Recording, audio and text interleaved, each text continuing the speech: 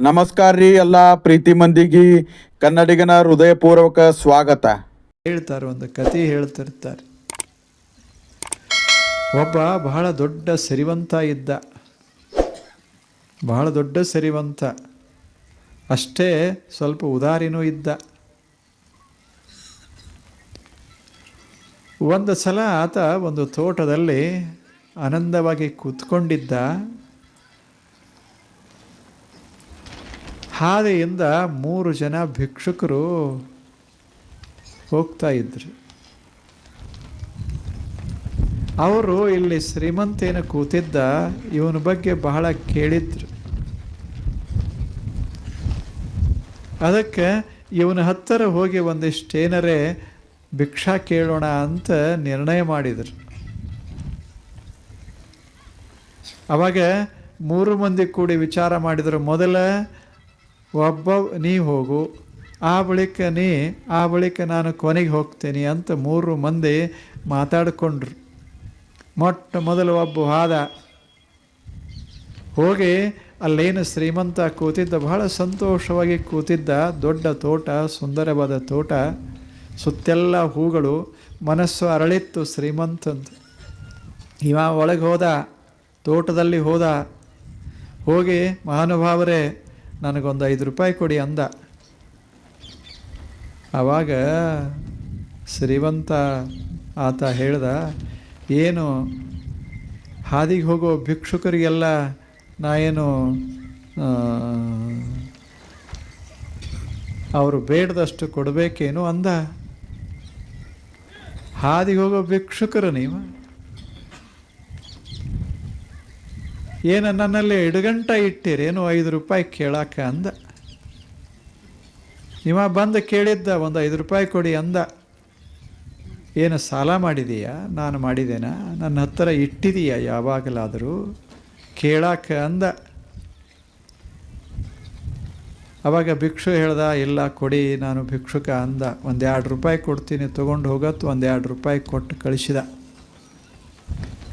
ದೊಡ್ಡ ಸಿರಿವಂತ 2 ರೂಪಾಯಿ ಕೊಟ್ಟಿದ್ದು ಭಾಳ ಕೆಟ್ಟ ಅನ್ನಿಸ್ತು ಅವನಿಗೆ. ಬಂದ 2ನೇ ಭಿಕ್ಷುಕ್ ಹೋದ, ಹೋಗಿ ನಮಸ್ಕಾರ ಮಾಡಿದ.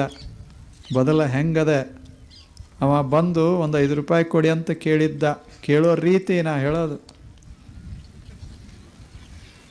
ಏನು ಇಟ್ಟವ್ರಂಗೆ ಸಾಲ ವಸೂಲು ಮಾಡೋರಂಗೆ 5 ರೂಪಾಯಿ ಕೊಡು ಅಂತ ಕೇಳಿದ್ದ. ಇವ 2ನೇದವ ಬಂದು ಹೇಳ್ದ, ಮಹಾನುಭಾವರೇ, ನಾನು 8 ದಿನಗಳಿಂದ ಹಸಿವಿನಿಂದ ಬಳಲ್ತಾ ಇದ್ದೇನೆ. ಒಂದು ಊಟ ಸಹಿತ ನನಗೆ ಸಿಕ್ಕಿಲ್ಲ. ದಯಮಾಡಿ ತಾವು ದೊಡ್ಡವರು, ಕರುಣಿಸಿ ಒಂದಿಷ್ಟು ಏನಾದರೂ ಕೊಡಿ ಅಂತ ಕೇಳ್ದ. 8 ದಿವಸ ಆತು ಊಟಿಲ್ಲ. ಎಷ್ಟು ಕೊಡಲಿ ಅಂತ ಕೇಳ್ದ. ಎಷ್ಟು ಏನಿಲ್ಲ, ತಮಗೇನು ತಿಳಿತೋ ಕೊಡಿ, ನನಗೆ ಹಸು ಭಾಳ ಆಗ್ಯದ ಅಂದ. ಕಿಶೆದಾಗಿಂದ 10 ರೂಪಾಯಿ ತೆಗೆದು ಹಿಂಗೆ ಕೊಟ್ಟ. ಅವಾಗ 2 ರೂಪಾಯಿ ಕೊಟ್ಟಿದ್ದ. ಇವಾಗ 10 ರೂಪಾಯಿ ಕೊಟ್ಟ. 3ನೇ ಭಿಕ್ಷುಕ ಬಂದು ಅವ್ರನ್ನ ಕಂಡು, ಮಹಾರಾಜರೇ, ಮಹಾನುಭಾವರೇ, ನಿಮ್ಮ ಕೀರ್ತಿಯನ್ನು ಕೇಳಿ ನಿಮ್ಮನ್ನು ನೋಡಲಿಕ್ಕೆ ಬಂದೆ ಅಂದ. ಅವಂದು ಬೇರೆ ಎಷ್ಟು ನಾನು ಎಲ್ಲೆಲ್ಲಿ ಹೋಗ್ತಾ ಇದ್ದೇನೆ ಅಲ್ಲೆಲ್ಲ ನಿಮ್ಮ ಹೆಸರು. ನಿಮ್ಮಂಥವರು ಜಗತ್ತಿನಲ್ಲಿ ಅಪರೂಪ. ಎಲ್ಲರೂ ಸಿಗ್ತಾರೆ, ಬುದ್ಧಿವಂತರು ಸಿಗ್ತಾರೆ, ಶೂರರು ಸಿಗ್ತಾರೆ, ಆದರೆ ಉದಾರ ಭಾವಿಗಳು ಎಲ್ಲಿ ಸಿಗ್ತಾರ ಹೇಳಿ ಮಹಾನುಭಾವರೇ? ಅದಕ್ಕೆ ಒಬ್ಬ ಉದಾರ ಭಾವಿ ಇಲ್ಲಿ ಅದಾರ ಅಂತ ಹೇಳಿದರು.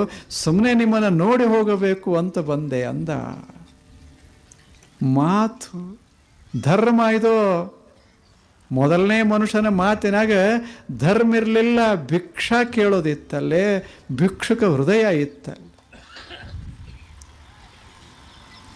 2ನೇದವ ಏನು ಸ್ವಲ್ಪ ಇತ್ತು, 10 ರೂಪಾಯಿದಷ್ಟು. 3ನೇದವ ಬಂದ ಹೇಳ. ಅವಾಗ ಆ ಶ್ರೀಮಂತನಿಗೆ ಬಹಳ ಸಂತೋಷ ಆಯಿತು. ಕೂತ್ಗೋ ಅಂದ. ಕೂತ ಭಿಕ್ಷುಕ ಕೂತು ಹೇಳ್ದ, ಮಹಾನುಭಾವರೇ, ನನಗೆ ಬಹಳ ಸಂತೋಷ ಆಗ್ಯದ ನಿಮ್ಮನ್ನು ನೋಡಿ. ನಿಮ್ಮಂಥವರು ಜಗತ್ತಿನಲ್ಲಿ ಇರಬೇಕು ಮಹಾನುಭಾವರೇ. ನಿಮ್ಮನ್ನು ನೋಡೋದೇ ಒಂದು ಸೌಭಾಗ್ಯ ನನಗೆ. ನನ್ನ ಜೀವನದಾಗ ನಿಮ್ಮಂಥವ್ರು ಎಲ್ಲೋ ಅಪರೂಪಾಗಿ ದೊರೀತಾರೆ. ನನಗಿಷ್ಟು ಆನಂದ ಆಗ್ತದೆ, ಜೀವನ ಸಾರ್ಥಕ ಆಯಿತು ಅಂತ ಅನ್ನಿಸ್ತದೆ ಅಂದ. ಅವಾಗ ಶ್ರೀಮಂತ ಹೇಳ್ದ, ಯಾಕೋ ಹಸ್ದಂಗೆ ಕಾಣ್ತದಲ್ಲ, ನೀನು ಊಟ ಮಾಡ್ತೀಯೇನು ಅಂದ. ಹೌದು ಅಂದ. ಇಬ್ಬರು ಕೂತ್ಕೊಂಡು ಊಟ ಮಾಡಿದರು. ಆವಾಗ ಕೊನೆಗೆ ಶ್ರೀಮಂತ ಕೇಳ್ದ, ಏನಾದರೂ ಬೇಕೇನು ನಿನಗೆ ಅಂತ ಕೇಳ್ದ. ಏನು, ಯಾಕೆ ಬಂದಿದ್ದೀಯಲ್ಲ ಭೇಟಿಯಾಗೋದಕ್ಕೆ? ಏನಿಲ್ಲ, ನಾನು ಯಾವ ಉದ್ದೇಶನೂ ಇರಲಿಲ್ಲ ಮಹಾನುಭಾವರೇ, ಸುಮ್ಮನೆ ನಿಮ್ಮನ್ನು ನೋಡಿ ಸಂತೋಷಪಟ್ಟು ಹೋಗಬೇಕಂತ ಬಂದ. ಮಹಾರಾಜಗೆ ಎಷ್ಟು, ಆ ಶ್ರೀಮಂತಗೆ ಎಷ್ಟು ಆನಂದ ಆಗಿರಬೇಕು, ಎಷ್ಟು ಸಂತೋಷ ಆಗಿರಬೇಕು. ಅವನು ಹಂಗಿದ್ದ ಶ್ರೀಮಂತ. ಭಿಕ್ಷುಕನು ಅಷ್ಟು ಮಸ್ತಾಗಿ ಮಾತನಾಡಿದ್ದ.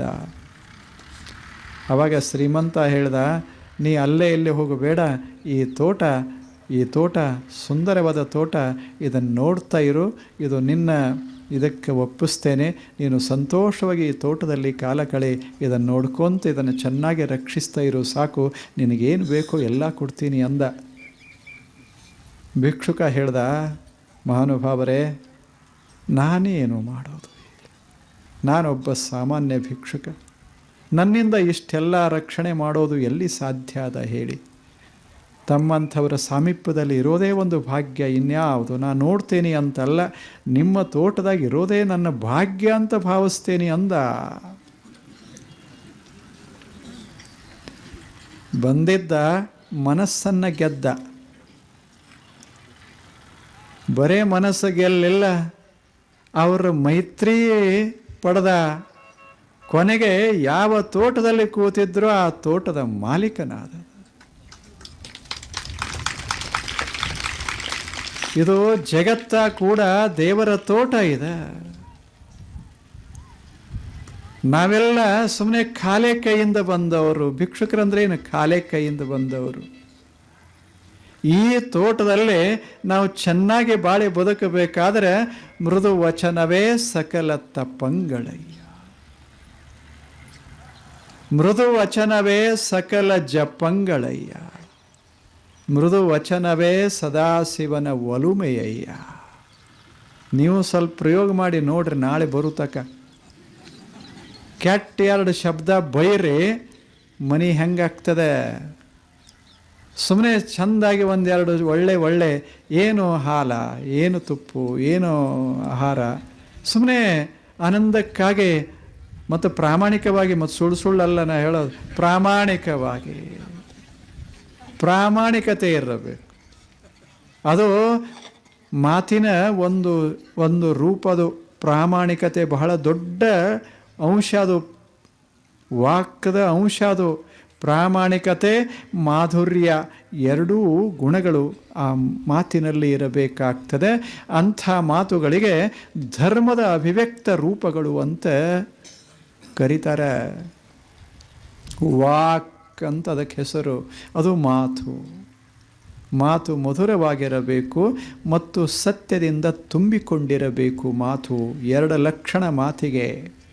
ಸುಳ್ಳಿರಬಾರದು, ಸತ್ಯ ಇರಬೇಕು. ಮಾತಿನಲ್ಲಿ ಕಠೋರತೆ ಇರಬಾರದು, ಮಾತಿನಲ್ಲಿ ಮಧುರತೆ ಇರಬೇಕು. ಮೃದುತ್ವ ಮತ್ತು ಸತ್ಯತ್ವ ಎರಡು ಕೂಡ್ತು ಅಂದರೆ ಮಾತು ಧರ್ಮವಾಗ್ತದೆ.